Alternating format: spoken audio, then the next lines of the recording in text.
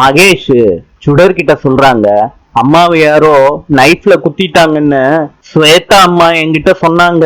சுடர் சொல்றாங்க, தப்பு செஞ்சவங்களுக்கு கண்டிப்பா தண்டனை கிடைக்கும். சாமி அவங்க கண்ணை குத்திரும்னு சொல்லுவாங்க. இந்த ரெண்டு சின்ன பசங்களும் பேசிக்கிட்டு இருக்கத கருணா பாத்துக்கிட்டு இருக்காரு. கருணாவுக்கு பக்கத்துல விளக்கு எரியுது. அத கருணா கவனிக்கல.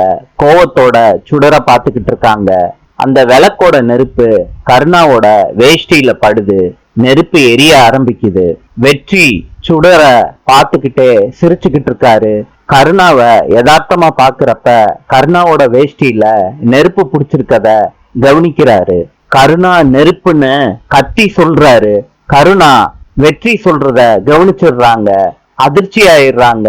அவங்க வேஷ்டியில நெருப்பு புடிச்சிருக்கத பார்த்த உடனே வெற்றி கருணாவோட வேஷ்டிய உருவுறாரு.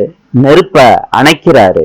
கருணா மனசுக்குள்ள நினைக்கிறாரு, இன்னைக்கு நடந்தது ஏதோ எச்சரிக்கை மணி ஒலிக்கிற மாதிரி இருக்கு.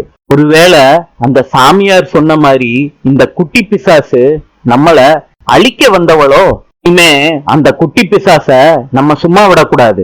கருணா தூங்காம அவருக்கு அவரே சொல்லிக்கிறாரு. நாளை சந்திப்போம்.